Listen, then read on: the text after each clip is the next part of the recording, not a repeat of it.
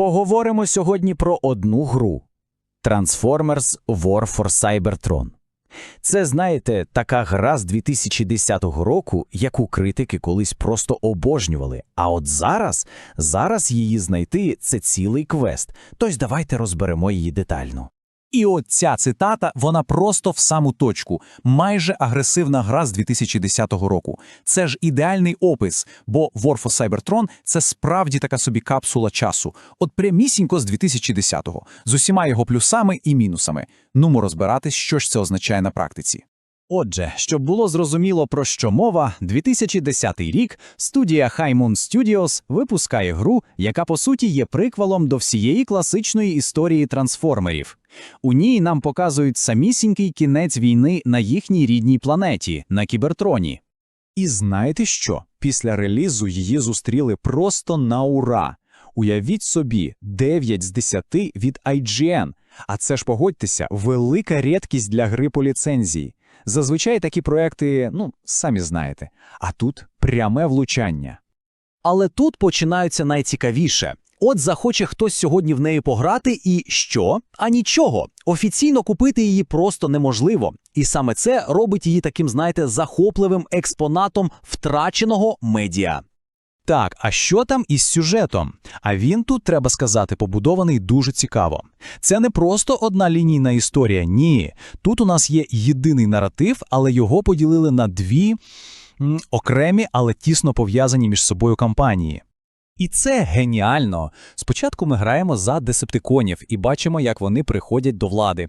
А потім перемикаємось на автоботів і намагаємося все це, так би мовити, розрулити. Виходить, що гра – це одночасно і кампанія, і її власний приквел. Все в одному флаконі. Добре, з історією розібралися. А як воно грається?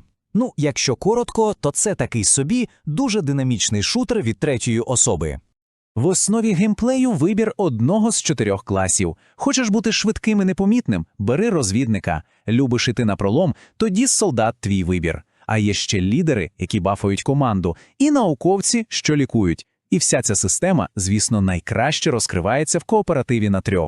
Там без командної роботи просто ніяк. Ну і зброя, звичайно. Арсенал тут дуже різноманітний. Є і класика – штурмові гвинтівки, дробовики, а є і екзотика, наприклад, снайперка «Нульовий промінь». Ну а вишенька на торті – це унікальні гармати для головних героїв. Та сама легендарна термоядерна гармата Мегатрона, наприклад. Краса. Але, звісно, головна фішка – це трансформація. Це ж трансформери, врешті-решт. І тут можна в будь-який момент просто по клацанню пальців перетворитися з робота на транспорт. Це дозволяє миттєво перемикатися між бігом зі стріляниною і, скажімо, швидкою їздою чи польотом. Дуже круто для тактики на полі бою.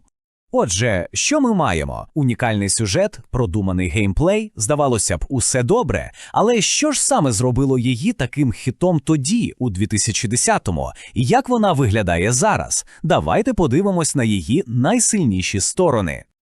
І тут розробники влучили, що називається, в яблучко. Вони взяли все найкраще від шутерів того часу. Стрільба відчувається, знаєте, так вагомо, м'ясисто.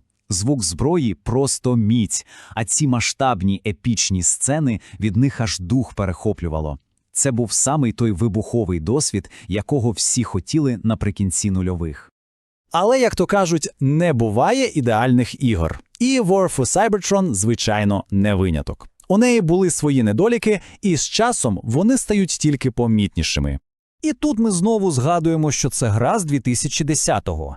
Оця монотонна, сіро-металева палітра, однакові вороги – це ж була типова хвороба багатьох ігор на рушії Unreal Engine 3. Пам'ятаєте?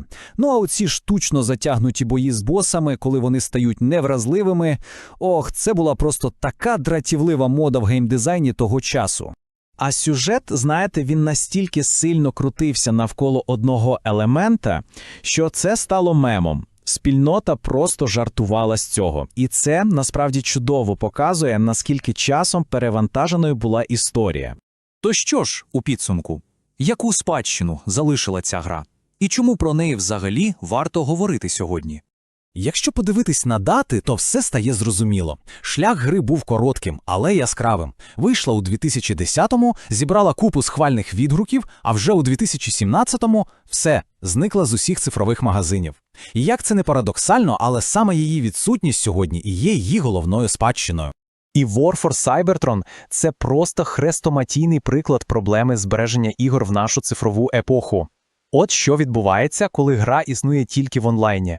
І це підводить нас до такого, знаєте, непростого питання.